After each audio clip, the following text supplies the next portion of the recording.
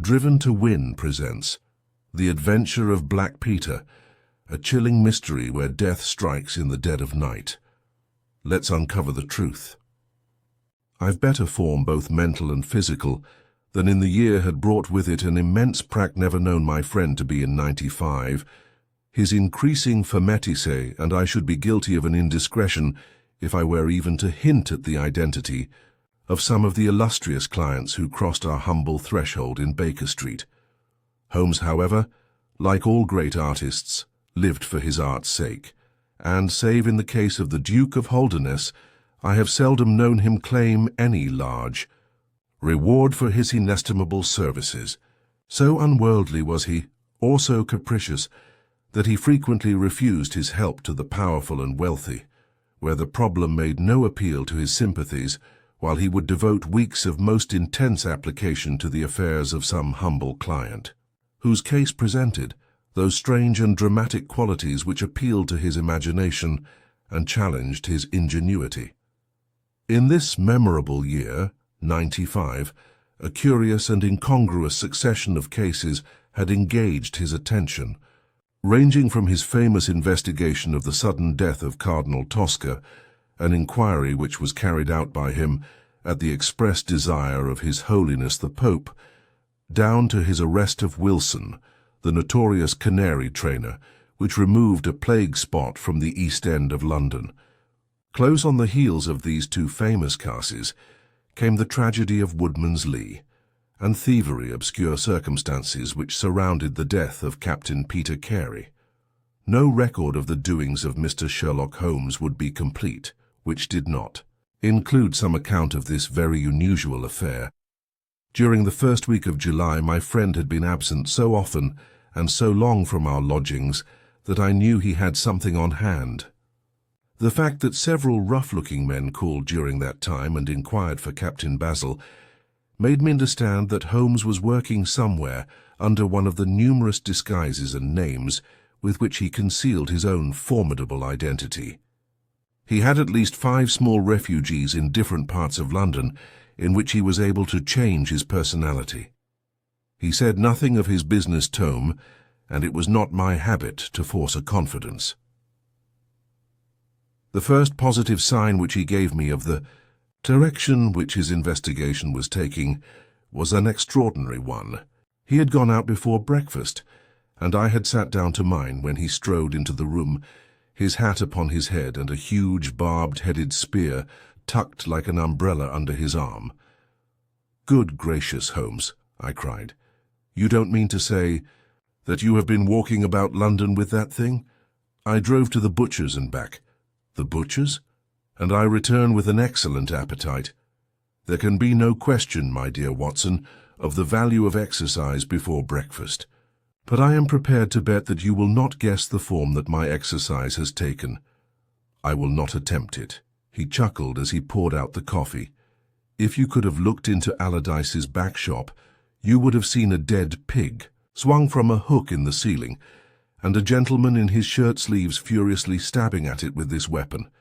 I was that energetic person, and I have satisfied myself that by no exertion of my strength can I transfix the pig with a single blow. Perhaps you would care to try." "Not for worlds, but why were you doing this?" "Because it seemed to me to have an indirect bearing upon the mystery of Woodman's Lee. Ah, Hopkins, I got your wire last night, and I have been expecting you. Come and join us." Our visitor was an exceedingly alert man, 30 years of age, dressed in a quiet tweed suit, but retaining the erect bearing of one who was accustomed to official uniform. I recognized him at once as Stanley Hopkins, a young police inspector for whose future Holmes had high hopes, while he in turn professed the admiration and respect of a pupil for the scientific methods of the famous amateur. Hopkins's brow was clouded, and he sat down with an air of deep dejection. "No, thank you, sir. I breakfasted before I came around. I spent the night in town, for I came up yesterday to report." "And what had you to report?" "Failure, sir. Absolute failure." "You have made no progress?" "None." "Dear me, I must have a look at the matter." "I wish to heavens that you would, Mr. Holmes. It's my first big chance, and I am at my wit's end. For goodness sake, come down and lend me a hand." Well, it just happens that I have already read all the available evidence, including the report of the inquest, with some care. By the way, what do you make of that tobacco pouch found on the scene of the crime? Is there no clue there?" Hopkins looked surprised. "It was the man's own pouch, sir. His initials were inside it, and it was of sealskin, and he an old sealer. But he had no pipe." "No, sir, we could find no pipe. Indeed, Hess smoked very little, and yet he might have kept some tobacco for his friends." "No doubt. I only mention it because if I had been handling the case, I should have been inclined to make that the starting point of my investigation. However, my friend Dr. Watson knows nothing of this matter, and I should be none the worse for hearing the sequence of events once more. Just give us some short sketch of the essentials." Stanley Hopkins drew a slip of paper from his pocket. "I have a few dates here which will give you the career of the dead man, Captain Peter Carey. He was born in 45, 50 years of age. He was a most daring and successful seal and whale fisher. In 1883, he commanded the steam sealer Sea Unicorn of Dundee. He had then had several successful voyages in succession, and in the following year, 884, he retired. After that, he travelled for some years, and finally he bought a small place called Woodman's Lee, near Forest Row in Sussex. There he has lived for 6 years, and there he died just a week ago today. There were some most singular points about the man. In ordinary life he was a strict Puritan, assolent, gloomy fellow. His household consisted of his wife, his daughter, aged 20, and 2 female servants. These last were continually changing, for it was never a very cheery situation, and sometimes it became past all bearing. The man was an intermittent drunkard, and when he had the fit on him he was a perfect fiend. He has been known to drive his wife and his daughter out of doors in the middle of the night, and flog them through the park until the whole village outside the gates was aroused by their screams. He was summoned once for a savage assault upon the old vicar, who had called upon him to remonstrate with him upon his conduct. In short, Mr. Holmes, you would go far before you found a more dangerous man than Peter Carey, and I've heard that he bore the same character when he commanded his ship. He was known in the trade as Black Peter, and the name was given him not only on account of his swarthy features and the colour of his huge beard, but for the humours which were the terror of all around him. I need not say that he was loathed and avoided by every one of his neighbours, and that I have not heard one single word of sorrow about his terrible end. You must have read in the account of the inquest about the man's cabin, Mr. Holmes, but perhaps your friend here has not heard of it. He'd built himself a wooden outhouse. He always called it the cabin, a few 100 yards from his house, and it was here that he slept every night. It was a little single-roomed hut, 16 feet by ton. He kept the key in his pocket, made his own bed, cleaned it himself, and allowed no other foot to cross the threshold. There are small windows on each side, which were covered by curtains and never opened. One of these windows was turned towards the high road, and when the light burned in it at night, the folk used to point it out to each other and wonder what Black Peter was doing in there. That's the window, Mr. Holmes, which gave us one of the few bits of positive evidence that came out at the inquest. You remember that a stonemason named Slater, walking from Forest Row about 1 o'clock in the morning, 2 days before the murder, stopped as he passed the grounds and looked at the square of light still shining among the trees. He swears that the shadow of a man's head turned sideways was clearly visible on the blind, and that this shadow was certainly not that of Peter Carey, whom he knew well. It was that of a bearded man, but the beard was short and bristled forwards, in a way very different from that of the captain. So he says, but he had been 2 hours in the public house, and it is some distance from the road to the window. Besides, this refers to the Monday, and the crime was done upon the Wednesday.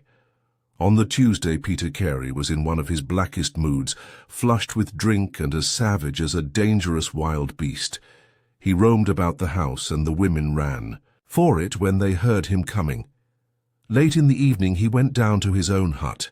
About 2 o'clock the following morning his daughter, who slept with her window open, heard a most fearful yell from that direction, but it was no unusual thing for him to bawl and shout when he was in drink, so no notice was taken. On rising at 7, one of the maids noticed that the door of the hut was open, but so great was the terror which the man caused that it was midday before anyone would venture down to see what had become of him. Peeping into the open door, they saw a sight which sent them flying with white faces into the village. Within an hour I was on the spot and had taken over the case. Well, I have fairly steady nerves, as you know, Mr. Holmes, but I give you my word that I got a shake when I put my head into that little house. It was droning like a harmonium with the flies and bluebottles, and the floor and walls were like a slaughterhouse. He had called it a cabin, and a cabin it was sure enough, for you would have thought that you were in a ship. There was a bunk at one end, a sea chest, maps and charts, a picture of the sea unicorn, a line of log books on a shelf, all exactly as one would expect to find it in a captain's room. And there in the middle of it was the man himself, his face twisted like a lost soul in torment, and his great brindled beard stuck upwards in his agony. Right through his broad breast a steel harpoon had been driven, and it had sunk deep into the wood of the wall behind him. He was pinned like a beetle on a card. Of course he was quite dead, and had been so from the instant that he'd uttered that last yell of agony. I know your methods, sir, and I applied them. Before I permitted anything to be moved, I examined most carefully the ground outside, and also the floor of the room. There were no footmarks. Meaning that you saw none? I assure you, sir, that there were none. My good Hopkins, I have investigated many crimes, but I have never yet seen one which was committed by a flying creature. As long as the criminal remains upon 2 legs so long, must there be some indentation, some abrasion, some trifling displacement which can be detected by the scientific searcher.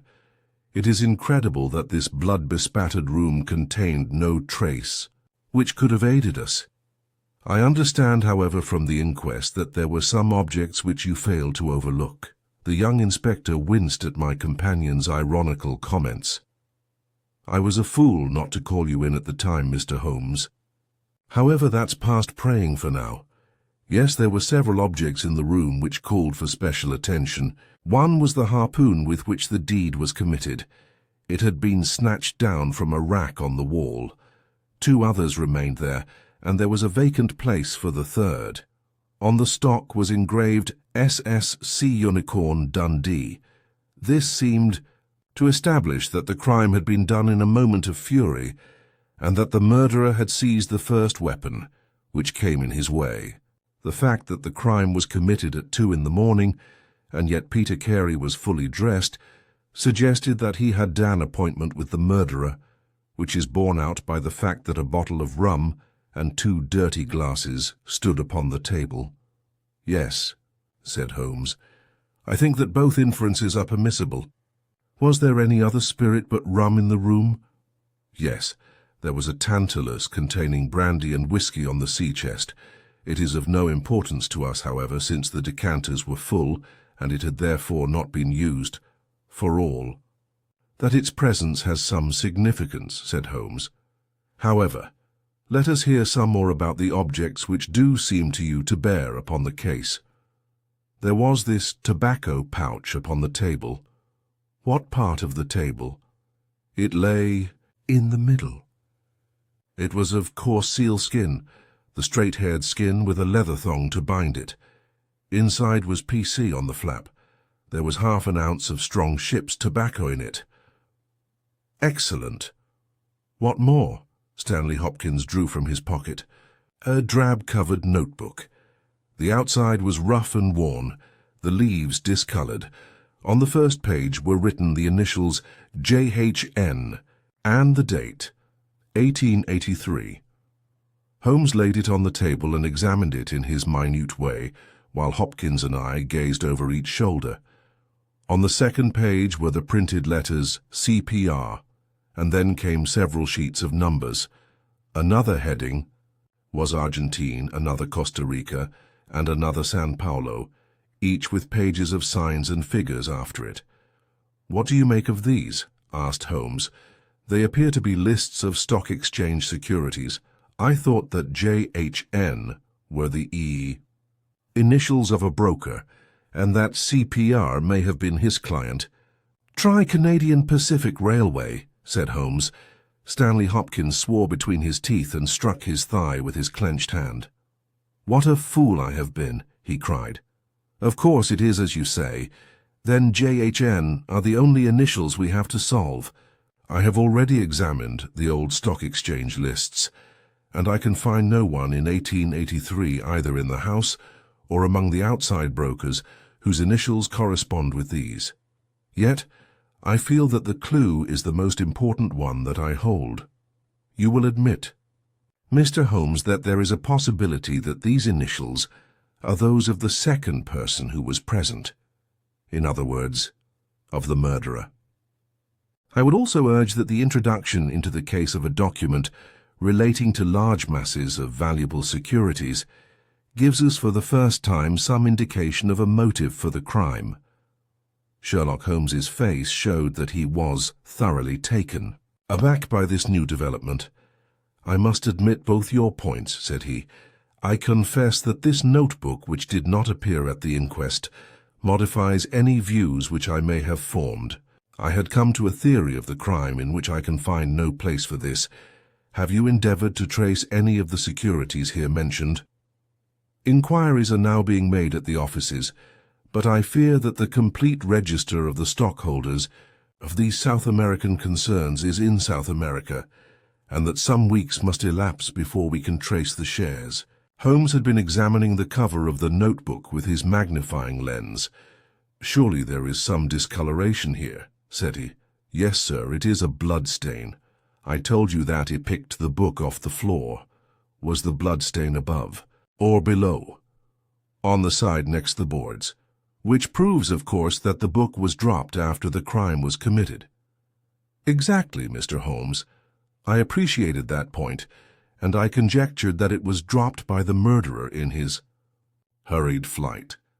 It lay near the door. I suppose that none of these securities have been found among the property of the dead man?" "No, sir." "Have you any reason to suspect robbery?" "No, sir. Nothing seemed to have been touched." "Dear me, it is certainly a very interesting case. Then there was a knife, was there not? A sheath knife still in its sheath. It lay at the feet of the dead man. Mrs. Carey has identified it as being her husband's property. Holmes was lost in thought for some time. "Well," said he at last, "I suppose I shall have to come out and have a look at it." Stanley Hopkins gave a cry of joy. "Thank you, sir, that will indeed be a weight off my mind." Holmes shook his finger at the inspector. "It would have been an easier task a week ago," said he. "But even now my visit may not be entirely fruitless. Watson, if you can spare the time, I should be very glad of your company. If you will call a four-wheeler, Hopkins, we shall be ready to start for Forest Row in a quarter of an hour." Alighting at the small wayside station, we drove for some miles through the remains of widespread woods, which were once part of that great forest, which for so long held the Saxon invaders at bay, the impenetrable Weald, for 60 years the bulwark of Britain. Vast sections of it have been cleared, for this is the seat of the first ironworks of the country, and the trees have been felled to smelt the ore. Now the richer fields of the north have absorbed the trade, and nothing save these ravaged groves. And great scars in the earth show the work of the past. Here in a clearing upon the green slope of a hill stood a long, low stone house, approached by a curving driver running through the fields. Nearer the road and surrounded on three sides by bushes was a small outhouse, one window, and the door facing in our direction. It was the scene of the murder. Stanley Hopkins led us first to the house, where he introduced us to a haggard, grey-haired woman, the widow of the murdered man, whose gaunt and deep-lined face, with the furtive look of terror in the depths of her red-rimmed eyes, told of the years of hardship and ill usage which she'd endured. With her was her daughter, a pale, fair-haired girl, whose eyes blazed defiantly at use as she told us that she was glad that her father was dead, and that she blessed the hand which had struck him down. It was a terrible household that Black Peter Carey had made for himself, and it was with a sense of relief that we found ourselves in the sunlight again, and making our way along a path which had been worn across the fields by the feet of the dead.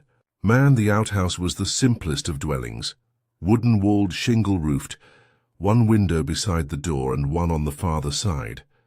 Stanley Hopkins drew the key from his pocket and had stooped to the lock when he paused with a look of attention and surprise upon his face. "Someone has been tampering with it," he said. There could be no doubt of the fact. The woodwork was cut and the scratches showed white through the paint, as if they had been that instant done. Holmes had been examining the window. Someone has tried to force this also. Whoever it was has failed to make his way in. He must have been a very poor burglar. "This is a most extraordinary thing," said the inspector. "I could swear that these marks were not here yesterday evening." "Some curious person from the village, perhaps," I suggested. "Very unlikely. Few of them would dare to set foot in the grounds, far less try to force their way into the cabin. What do you think of it, Mr. Holmes?" "I think that fortune is very kind to us." "You mean that the person will come again?" "It is very probable. He came expecting to find the door open. He tried to get in with the blade of a very small penknife. He could not manage it. What would he do? Come again next night with a more useful tool, so I should say. It will be our fault if we are not there to receive him. Meanwhile, let me see the inside of the cabin." The traces of the tragedy had been removed, but the furniture within the little room still stood as it had been on the night of the crime. For 2 hours, with most intense concentration, Holmes examined every object in turn. But his face showed that his quest was not a successful one. Once only he paused in his patient investigation. "Have you taken anything off this shelf, Hopkins?" "No, I have moved nothing." "Something has been taken. There is less dust in this corner of the shelf than elsewhere. It may have been a book lying on its side. It may have been a box." "Well, well, I can do nothing more. Let us walk in these beautiful woods, Watson, and give a few hours to the birds and the flowers. We shall meet you here later, Hopkins, and see if we can come to closer quarters with the gentleman who's paid this visit in the night." It was past 11 o'clock when we formed our little ambuscade. Hopkins was for leaving, the door of the hut open, but Holmes was of the opinion that this would rouse the suspicions of the stranger. The lock was a perfectly simple one, and only a strong blade was needed to push it back. Holmes also suggested that we should wait not inside the hut, but outside it among the bushes which grew round the farther window. In this way we should be able to watch our man if he struck a light, and see what his object was in this stealthy nocturnal visit. It was a long and melancholy vigil, and yet brought with it something of the thrill which the hunter feels when he lies beside the water pool and waits for the coming of the thirsty beast of prey. What savage creature was it which might steal upon us out of the darkness? Was it a fierce tiger of crime, which could only be taken fighting hard with flashing fang and claw, or would it prove to be some skulking jackal, dangerous only to the weak and unguarded? In absolute silence, we crouched amongst the bushes, waiting for whatever might come. At first, the steps of a few belated villagers, or the sound of voices from the village, lightened our vigil. But one by one these interruptions died away, and an absolute stillness fell upon us, save for the chimes of the distant church, which told us of the progress of the night, and for the rustle and whisper of a fine rain falling amid the foliage, which, roofed as in 2:30 had chimed, and it was the darkest hour which precedes the dawn, when we all started as a low but sharp click came from the direction of the gate. Someone had entered the drive. Again there was a long silence, and I had begun to fear that it was a false alarm when a stealthy step was heard upon the other side of the hut, and a moment later a metallic scraping and clinking. Thayman was trying to force the lock. This time his skill was greater, or his tool was better, for there was a sudden snap and the creak of the hinges. Then a match was struck, and next instant the steady light from a candle filled the interior of the hut. Through the gauze curtain our eyes were all riveted upon the scene within. The nocturnal visitor was a young man, frail and thin, with a black moustache which intensified the deadly pallor of his face. He could not have been much above 20 years of age. I have never seen any human being who appeared to be in such a pitiable fright, for his teeth were visibly chattering, and he was shaking in every limb. He was dressed like a gentleman, in Norfolk jacket and knickerbockers, with a cloth cap upon his head. We watched him staring round with frightened eyes. Then he laid the candle end upon the table and disappeared from our view into one of the corners. He returned with a large book, one of Thelog books which formed a line upon the shelves. Leaning on the table, he rapidly turned over the leaves of this volume until he came to the entry which he sought. Then, with an angry gesture of his clenched hand, he closed the book, replaced it in the corner, and put out the light. He had hardly turned to leave the hut when Hopkins's hand was on the fellow's collar, and I heard his loud gasp of terror as he understood that he was taken. The candle was relit, and there was our wretched captive shivering and cowering in the grasp of the detective. He sank down upon the sea-chest, and looked helplessly from one of us to the other. "Now, my fine fellow," said Stanley Hopkins, "who are you, and what do you want here?" The man pulled himself together and faced us with an effort at self-composure. "You are detectives, I suppose?" said he. "You imagine I am connected with the death of Captain Peter Carey. I assure you that I am innocent." "We'll see about that," said Hopkins. "First of all, what is your name?" "It is John Hopley Nelligan. I saw Holmes and Hopkins exchange a quick glance. What are you doing here? Can I speak confidentially?" "No, certainly not. Why should I tell you?" "If you have no answer, it may go badly with you at the trial." The young man winced. "Well, I will tell you," he said. "Why should I not? And yet I hate to think of this old scandal gaining a new lease of life. Did you ever hear of Dawson and Nelligan?" I could see from Hopkins's face that he never had. But Holmes was keenly interested. "You mean the West Country bankers," said he. "They failed for $1 million, ruined half the county families of Cornwall, and Nelligan disappeared." "Exactly. Nelligan was my father. At last we were getting something positive, and yet it seemed a long gap between an absconding banker and Captain Peter Carey, pinned against the wall with one of his own harpoons." We all listened intently to the young man's words. It was my father who was really concerned. Dawson had retired. I was only 10 years of age at the time, but I was old enough to feel the shame and horror of it all. It has always been said that father stole all the securities and fled. It is not true. It was his belief that if he were given time in which to realize them all would be well, and every creditor paid in full. He started in his little yacht for Norway just before the warrant was issued for his arrest. I can remember that last night when he bade farewell to my mother. He left us a list of the securities he was taking, and he swore that he would come back with his honor cleared, and that none who had trusted him would suffer. Well, no word was ever heard from him again. Both Thayacht and he vanished utterly. Believed my mother and I that he and it, with the securities that he had taken with him, were at the bottom of the sea. We had a faithful friend, however, who is a businessman, and it was he who discovered some time ago that some of the securities which my father had with him have reappeared on the London market. You can imagine our amazement.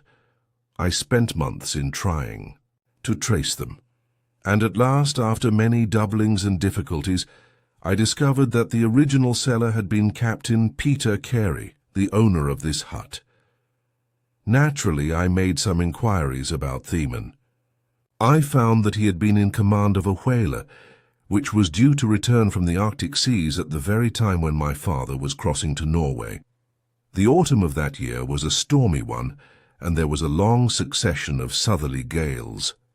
My father's yacht may well have been blown to the north, and there met by Captain Peter Carey's ship. If that was so, what had become of my father? In any case, if I could prove from Peter Carey's evidence how these securities came on the market, it would be a proof that my father had not sold them, and that he had no view to personal profit when he took them. I came down to Sussex with the intention of seeing the captain, but it was at this moment that this terrible death occurred. I read at the inquest a description of his cabin, in which it stated that the old logbooks of his vessel were preserved in it. It struck me that if I could see what occurred in the month of August 1883 on board the Sea Unicorn, it might settle the mystery of my father's fate. I tried last night to get at these logbooks, but was unable to open the door. Tonight I tried again and succeeded, but I find that the pages which deal with that month have been torn from the book. It was at that moment I found myself a prisoner. In your hands, and is that all? asked Hopkins. Yes, that is all. His eyes shifted as he said it. You have nothing else to tell us? He hesitated. No, there is nothing. You have not been here before last night? No. Then, how do you account for that? Cried Hopkins as he held up the damning notebook, with the initials of our prisoner on the first leaf and the bloodstain on the cover. The wretched man collapsed. He sank his face in his hands and trembled all over. Where did you get it? He groaned. I did not know. I thought I had lost it at the hotel. That is enough, said Hopkins sternly. Whatever else you have to say, you must say in court. You will walk down with me now to the police station. Well, Mr. Holmes, I am very much obliged to you and to your friend for coming down to help me. As it turns out, your presence was unnecessary, and I would have brought the case to this successful issue without you. But nonetheless, I am very grateful. Rooms have been reserved for you at the Brambletea Hotel, so we can all walk down to the village together. Well, Watson, what do you think of it? Asked Holmes as we travelled back next morning. I can see that you are not satisfied. Oh yes, my dear Watson, I am perfectly satisfied. At the same time, Stanley Hopkins's methods do not commend themselves to me. I am disappointed in Stanley Hopkins. I had hoped for better things from him. One should always look for a possible alternative and provide against it. It is the first rule of criminal investigation. What, then, is the alternative? The line of investigation which I have myself been pursuing. It may give us nothing. I cannot tell. But at least I shall follow it to the end. Several letters were waiting for Holmes at Baker Street. He snatched one of them up, opened it, and burst out into a triumphant chuckle of laughter. Excellent, Watson. The alternative develops. Have you telegraph forms? Just write a couple of messages for me. Sumner, shipping agent, Ratcliffe Highway. Send 3 men on to arrive 10 tomorrow morning. Basil. That's my name in those parts. The other is Inspector Stanley Hopkins, 46, Lord Street, Brixton. Come breakfast tomorrow at 9:30. Important. Wire if unable to come. Sherlock Holmes. There, Watson, this infernal case has haunted me for 10 days. I hereby banish it completely from my presence. Tomorrow, I trust that we shall hear the last of it forever. Sharp at the hour named, Inspector Stanley Hopkins appeared, and we sat down together to the excellent breakfast which Mrs. Hudson had prepared. The young detective was in high spirits at his success. You really think that your solution must be correct? Asked Holmes. I could not imagine a more complete case. It did not seem to me conclusive. You astonish me, Mr. Holmes. What more could one ask for? Does your explanation cover every point? Undoubtedly. I find that young Nelligan arrived at the Brambletea Hotel on the very day of the crime. He came on the pretense of playing golf. His room was on the ground floor, and he could get out when he liked. That very night he went down to Woodman's Lee, saw Peter Carey at the hut, quarrelled with him and killed him with the harpoon. Then, horrified by what he had done, he fled out of the hut, dropping the notebook which he had brought with him in order to question Peter Carey about these different securities. You may have observed that some of them were marked with ticks, and the others, the great majority, were not. Those which are ticked have been traced on the London market, but the others, presumably, were still in the possession of Carey and Young. Nelligan, according to his own account, was anxious to recover them in order to do the right thing by his father's creditors.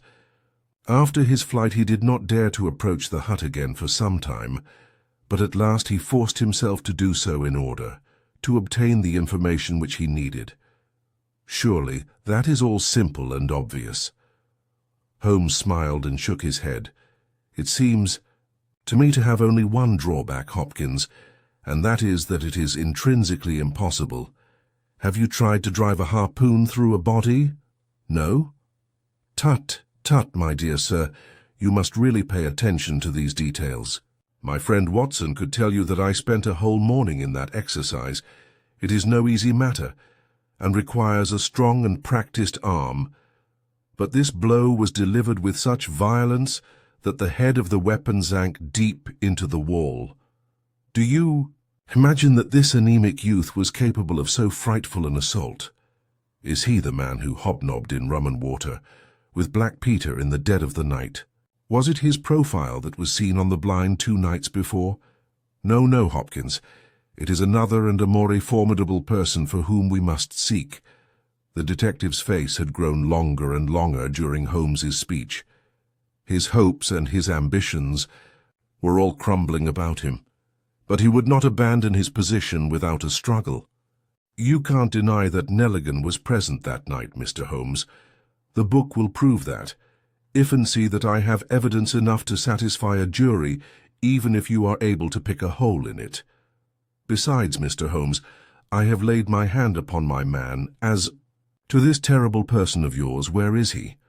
I rather fancy that he is on the stair, said Holmes serenely. I think, Watson, that you would do well to put that revolver where you can reach it.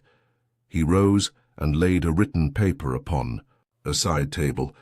Now we are ready, said he.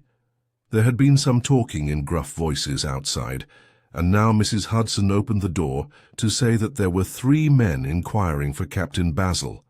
Show them in one by one, said Holmes. The first who entered was a little Ribston pippin of a man with ruddy cheeks and fluffy white side whiskers. Holmes had drawn a letter from his pocket. What name? He asked. James Lancaster. I am sorry, Lancaster, but the berth is full. Here is half a sovereign. For your trouble. Just step into this room and wait there for a few minutes. The second man was a long, dried-up creature with lank hair and sallow cheeks. His name was Hugh Pattins. He also received his dismissal, his half-sovereign, and the order to wait. The third applicant was a man of remarkable appearance. A fierce bulldog face was framed in a tangle of hair and beard, and 2 bold dark eyes gleamed behind the cover of thick, tufted, overhung eyebrows. He saluted and stood sailor fashion, turning his cap round in his hands. Your name? Asked Holmes. Patrick. Cairns. Harpooner? Yes, sir. 26 voyages. Dundee, I suppose? Yes, sir. And ready to start with an exploring ship? Yes, sir. What wages? £8 a month. Could you start at once? As soon as I get my kit. Have you your papers? Yes, sir. He took a sheaf of worn and greasy forms from his pocket. Holmes glanced over them and returned them. You are just the man I want, said he. Here's the agreement on the side table. If you sign it, the whole matter will be settled. The seaman lurched across the room and took up the pen. Shall I sign here? He asked, stooping over Thetible. Holmes leaned over his shoulder and passed both hands over his neck. "This will do," said he. I heard a click of steel and a bellow like an enraged bull. The next instant, Holmes and the seaman were rolling on the ground together. He was a man of such gigantic strength that, even with the handcuffs which Holmes had so deftly fastened upon his wrists, he would have very quickly overpowered my friend had Hopkins and I not rushed to his rescue. Only when I pressed the cold muzzle of the revolver to his temple did he at last understand that resistance was vain. We lashed his ankles with cord and rose breathless from the struggle. "I must really apologize, Hopkins," said Sherlock Holmes. "I fear that the scrambled eggs are cold. However, you will enjoy the rest of your breakfast all the better, will you not, for the thought that you have brought your case to a triumphant conclusion." Stanley Hopkins was speechless with amazement. "Don't know what to say, Mr. Holmes," he blurted out at last with a very red face. "It seems to me that I have been making a fool of myself from the beginning.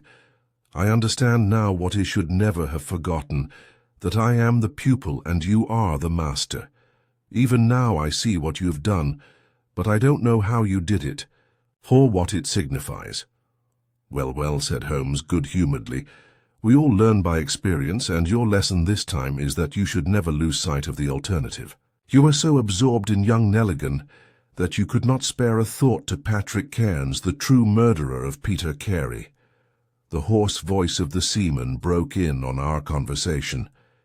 "See here, mister," said he, "I make no complaint of being manhandled in this fashion, but I would have you call things by their right names. You say I murdered Peter Carey. I say I killed Peter Carey, and there's all the difference. Maybe you don't believe what I say. Maybe you think I am just slinging you a yarn." "Not at all," said Holmes. "Let us hear what you have to say." "It's soon told, and by the Lord every word of it is truth. I knew Black Peter, and when he pulled out his knife I whipped a harpoon through him sharp, for I knew that it was him or me.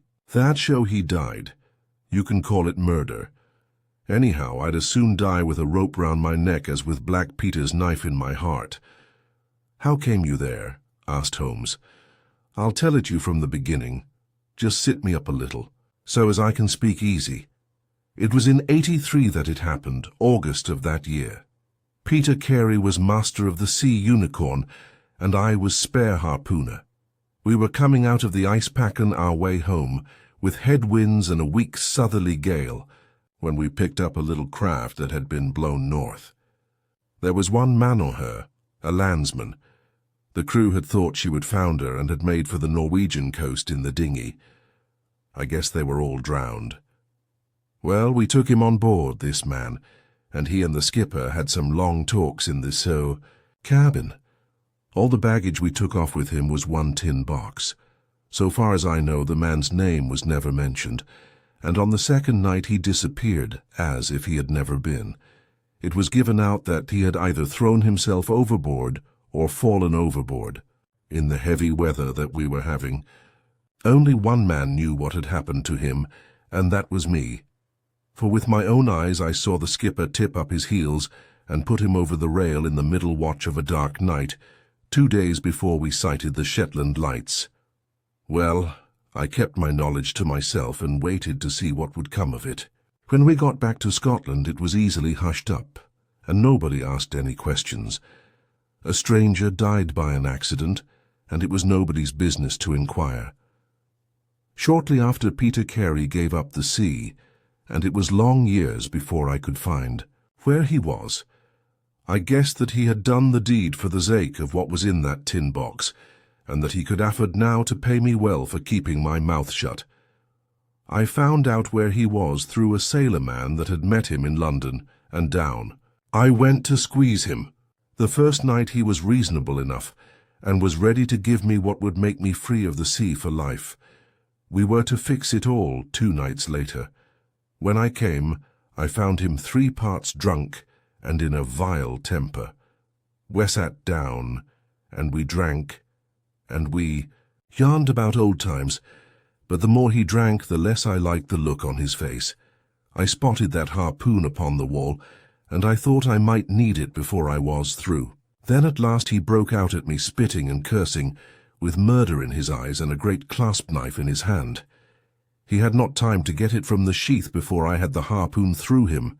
Heavens, what a yell he gave, and his face gets between me and my sleep. I stood there with his blood splashing round me, and I waited for Abit, but all was quiet. So I took heart once more.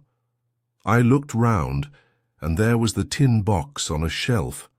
I had as much right to it as Peter Carey anyhow, so I took it with me and left the hut. Like a fool, I left my baccy pouch upon the table. Now I'll tell you the queerest part of the whole story. I had hardly got outside the hut when I heard someone coming, and I hid among the bushes. A man came slinking along, went into the hut, gave a cry as if he had seen a ghost, and legged it as hard as he could run until he was out of sight. Who he was or what he wanted is more than I can tell. For my part, I walked 10 miles, got a train at Tunbridge Wells, and so reached London, and no one the wiser. Well, when I came to examine the box, I found there was no money in it, and nothing but papers that I would not dare to sell. I had lost my hold on Black Peter, and was stranded in London without a shilling. There was only my trade left. I saw these advertisements about harpooners and high wages, so I went to the shipping agents, and they sent me here. That's all I know, and I say again that if it killed Black Peter, the law should give me thanks, for I saved them the price of a hempen rope. A very clear statement, said Holmes, rising and lighting his pipe. I think, Hopkins, that you should lose no time in conveying your prisoner to place of safety. This room is not well adapted for a cell, and Mr. Patrick Cairns occupies too large a proportion of our carpet. Mr. Holmes, said Hopkins, I do not know how to express my gratitude. Even now, I do not understand how you attained this result. Simply by having the good fortune to get the right clue from the beginning. It is very possible, if I had known about this notebook, it might have held away my thoughts, as it did yours. But all I heard pointed in the one direction. The amazing strength, the skill in the use of the harpoon, theorem, and water, the sealskin tobacco pouch, with the coarse tobacco, all these pointed to a seaman, and one who had been a whaler. I was convinced that the initials PC upon the pouch were a coincidence, and not those of Peter Carey, since he seldom smoked, and no pipe was found in his cabin. You remember that I asked whether whiskey and brandy were in the cabin. You said they were. How many landsmen are there who would drink rum when they could get these other spirits? Yes, I was certain it was a seaman. And how did you find him? My dear sir, the problem had become a very simple one. If it were a seaman, it could only be a seaman who had been with him on the Sea Unicorn. So far as I could learn, he had sailed in no other ship. I spent 3 days in wiring to Dundee, and at the end of that time I had ascertained the names of the crew of the Sea Unicorn in 1883. When I found Patrick Cairns among the harpooners, my research was nearing its end. I argued that the man was probably in London, and that he would desire to leave the country for a time. I therefore spent some days in the East End, devised an Arctic expedition, put forth tempting terms for harpooners who would serve under Captain Basil, and behold the result. Wonderful, cried Hopkins, wonderful. You must obtain the release of young Nelligan as soon as possible, said Holmes. I confess that I think you owe him some apology. The tin box must be returned to him, but of course the securities which Peter Carey has sold are lost forever. There's the cab, Hopkins, and you can remove your man. If you want me for the trial, my address and that of Watson will be somewhere in Norway. I'll send particulars later. The case of Black Peter is closed, but darker mysteries still await. Stay with us for the next thrilling adventure.